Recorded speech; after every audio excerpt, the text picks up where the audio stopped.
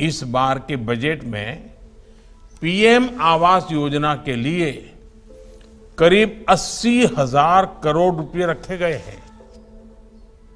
ये राशि देश की लाखों महिलाओं के लिए घर बनाने में काम आएगी। दोस्तों, अगर सरकार आपसे कहे कि हम आपको सिर्फ घर नहीं देंगे बल्कि घर बनाने के लिए लाखों रुपए भी देंगे, तो क्या आप जानना नहीं चाहेंगे कि वो पैसा कब मिलेगा, कितना मिलेगा और किन लोगों को पूरा मिलेगा?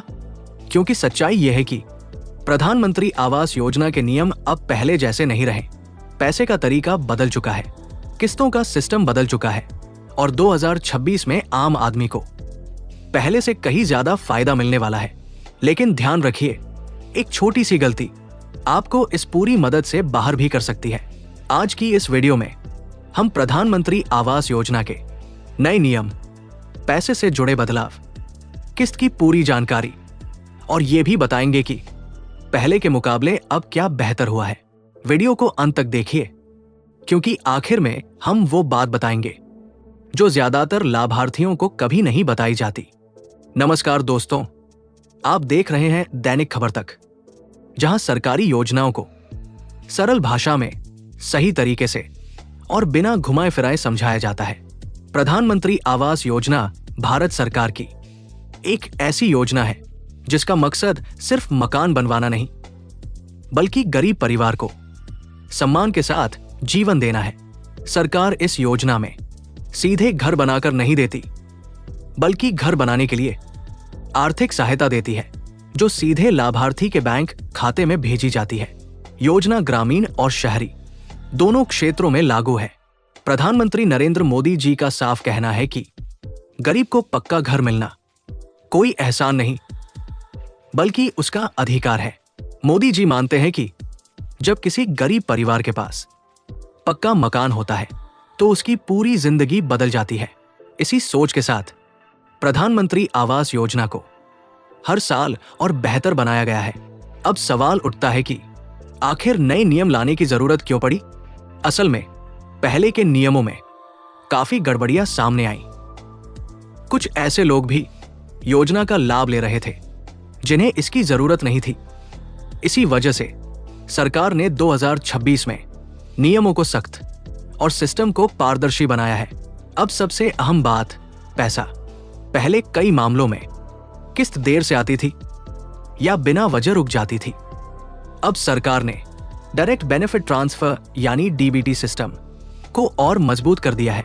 अब पैसा सीधे लाभार्थी के बैंक खाते में बिना किसी बिचौलिए के भेजा जाता है।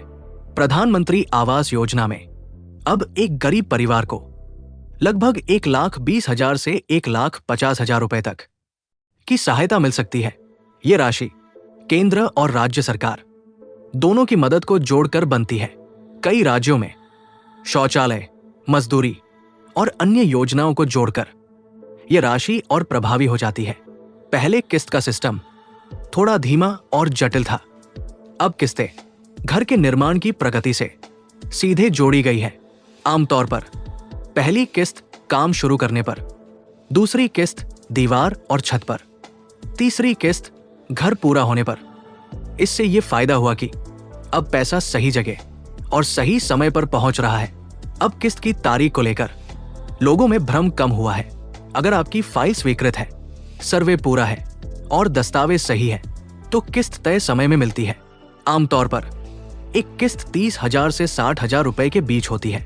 पहले लोग नहीं जानते थे कि किस वजह से पैसा रुक गया। अब सरकार ने स्पष्ट कारण तय कर दिए हैं, जैसे आधार और बैंक लिंक न होना, डीबीटी बंद होना, सर्वे अधूरा होना या गलत जानकारी देना। अब इन कारणों को लाभार्थी खुद भी चेक कर सकता है। अब दस्तावेजों की जांच पहले से ज्यादा सख्त है। Aadhaar card, bank passbook, mobile number और सर्वे रिकॉर्ड सबका अपडेट होना अनिवार्य है। इससे यह फायदा हुआ है कि फर्जी लाभार्थी बाहर हो गए हैं।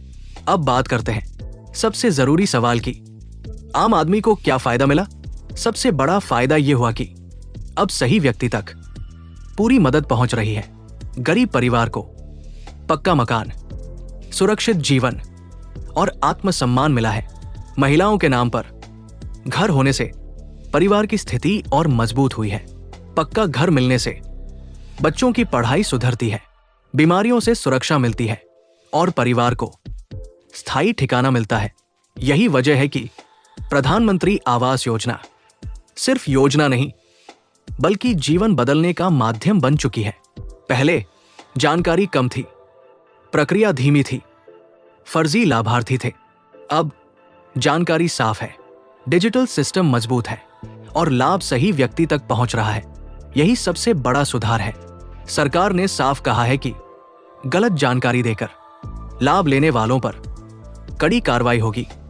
पैसा वापस भी लिया जा सकता है और नाम सूची से हटाया जा सकता है।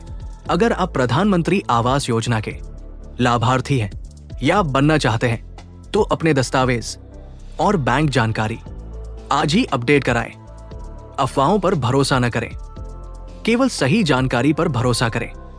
अगर आपको यह वीडियो उपयोगी लगा तो दैनिक खबर तक चैनल को सब्सक्राइब करें, वीडियो को लाइक करें और इसे उन लोगों तक पहुंचाएं जिन्हें इसकी सबसे ज्यादा जरूरत है। मैं फिर मिलूंगा अगली वीडियो में एक और बड़ी सरकारी अपडेट के साथ।